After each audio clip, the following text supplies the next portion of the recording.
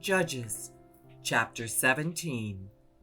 Now a man named Micah from the hill country of Ephraim said to his mother, "The 1,100 shekels of silver that were taken from you, and about which I heard you utter a curse, I have that silver with me. I took it." Then his mother said, "The Lord bless you, my son." When he returned the 1,100 shekels of silver to his mother, she said, "I solemnly consecrate my silver to the Lord, for my son to make an image overlaid with silver. I will give it back to you." So after he returned the silver to his mother, she took 200 shekels of silver and gave them to a silversmith, who used them to make the idol, and it was put in Micah's house. Now this man Micah had a shrine, and he made an ephod and some household gods, and installed one of his sons as his priest. In those days Israel had no king, everyone did as they saw fit. A young Levite from Bethlehem in Judah, who had been living within the clan of Judah, left that town in search of some other place to stay. On his way he came to Micah's house in the hill country of Ephraim.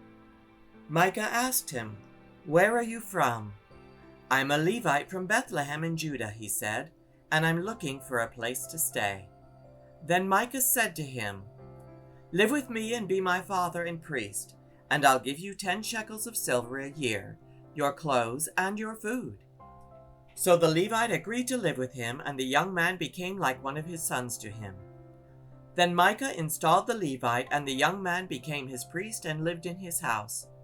And Micah said, "Now I know that the Lord will be good to me, since this Levite has become my priest."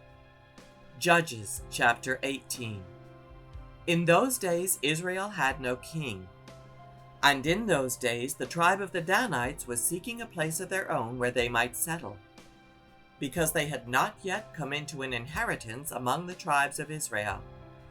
So the Danites sent 5 of their leading men from Zorah and Eshtaol to spy out the land and explore it. These men represented all the Danites. They told them, "Go explore the land." So they entered the hill country of Ephraim and came to the house of Micah, where they spent the night. When they were near Micah's house, they recognized the voice of the young Levite. So they turned in there and asked him, "Who brought you here? What are you doing in this place? Why are you here?" He told them what Micah had done for him, and he said, "He has hired me, and I am his priest." Then they said to him, "Please inquire of God to learn whether our journey will be successful." The priest answered them, "Go in peace, your journey has the Lord's approval." So the 5 men left and came to Laish, where they saw that the people were living in safety, like the Sidonians, at peace and secure. And since their land lacked nothing, they were prosperous. Also, they lived a long way from the Sidonians and had no relationship with anyone else. When they returned to Zorah and Eshtaol, their fellow Danites asked them, "How did you find things?" They answered, "Come on, let's attack them. We have seen the land and it's very good. Aren't you going to do something? Don't hesitate to go there and take it over. When you get there, you will find an unsuspecting people and a spacious land that God has put into your hands, a land that lacks nothing whatever." Then 600 men of the Danites, armed for battle, set out from Zorah and Eshtaol. On their way, they set up camp near Kiriath Jearim in Judah. This is why the place west of Kiriath Jearim is called Mahane Dan to this day. From there they went on to the hill country of Ephraim and came to Micah's house. Then the 5 men who had spied out the land of Laish said to their fellow Danites, "Do you know that one of these houses has an ephod, some household gods, and an image overlaid with silver? Now you know what to do."